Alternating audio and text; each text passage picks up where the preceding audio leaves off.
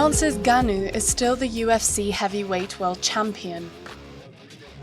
The Cameroonian beat Frenchman Cyril Gane on January 22nd in California to defend his world title in the prestigious Mixed Martial Arts League.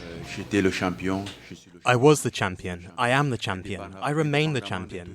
Whatever you say, at the end of the day, I'm the boss. I proved it tonight. But his story started far away, with incredible odds.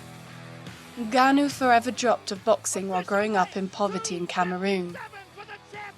In 2012, he attempted to cross the Mediterranean 7 times, spending 2 months in a prison in Spain before reaching Paris with nothing.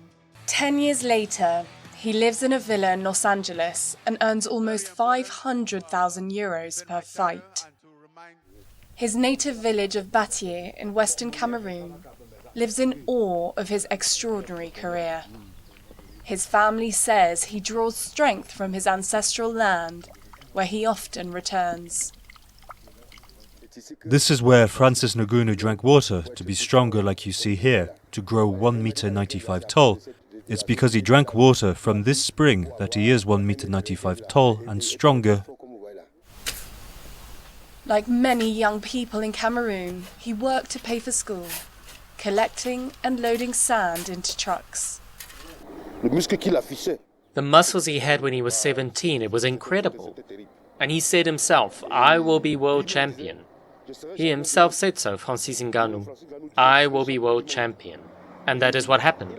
This makes us really proud.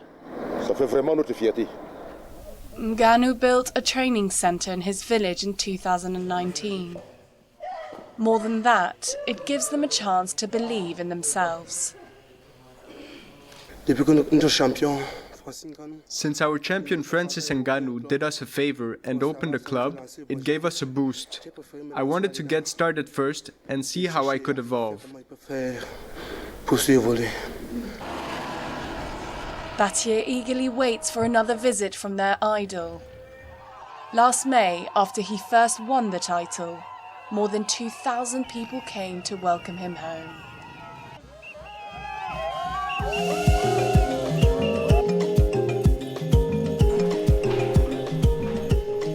It took this woman 10 years to escape her violent husband, but not before he broke her ribs with an iron bar. Today she lives in a shelter in Johannesburg for abused women. She urges other victims of domestic violence to speak up, faster than she did. Every woman having boundaries, have a way to say no, and seek help as much as you can while it's still early, and while you're still alive, and while you're still breathing. South Africa has some of the world's highest levels of violence against women. More than 100 rapes are reported each day. On average, a woman is murdered every 3 hours, according to official figures. And these rates went up during the COVID-19 lockdowns. Many women were trapped at home with their abusers. These women are just not statistics. President Cyril Ramaphosa compared the violence to a second pandemic in a nationally televised address. As a man, as a husband, and as a father to daughters, I am appalled at what is no less than a war that is being waged against the women and the children of our country. South Africa has only 100 shelters like this to protect women. Some receive very little public funding. Often, the victim takes the blame when they speak out, says Sima Diai, who runs the Nisa shelter for women in Johannesburg. They would often say, but you stayed in 20 years, you didn't say anything, you didn't do anything, so why change it now? On the other side of the country, over the last 2 years, more and more women came knocking on the door of this Cape Town refuge. Before I moved from the house, he drove to the beach and told me that, look, this is where I'm going to end your life, here. Nobody's leaving me and no one is going to find you here. So that's why I chose this spot. For me to lay a charge for him, I don't see a reason, because 2 weeks' time or a month time, he's out. Joy Lang, manager of the St. Anne's home in Cape Town, says police are often unhelpful. Women still complain about the treatment and the non-responsiveness of the South African police. And I think that also links to patriarchy that is still very deep-rooted in our country and that needs to be looked at seriously.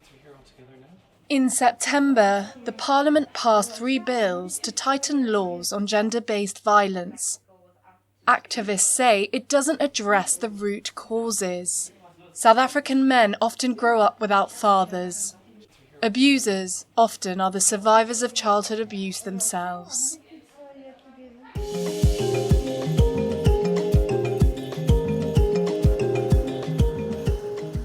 Lake Kivu's vast waters form the border between Rwanda and the Democratic Republic of the Congo.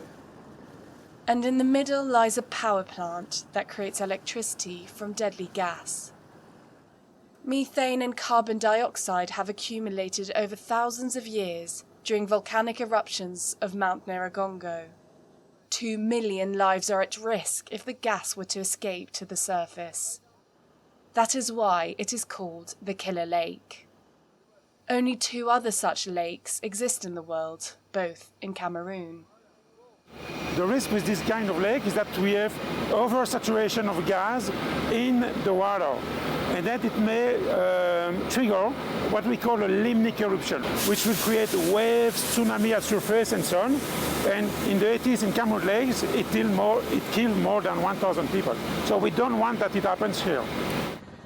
And it is not a theoretic threat.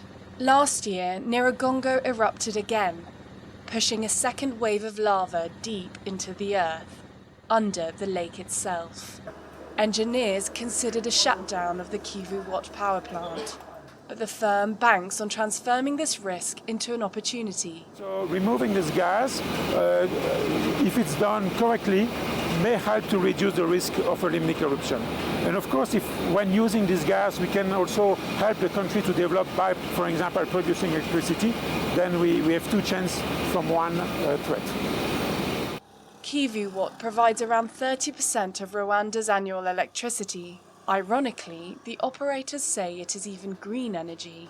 Kivu Watt is 5 to 6 times less polluting in terms of carbon emission to a traditional or conventional peat power plant.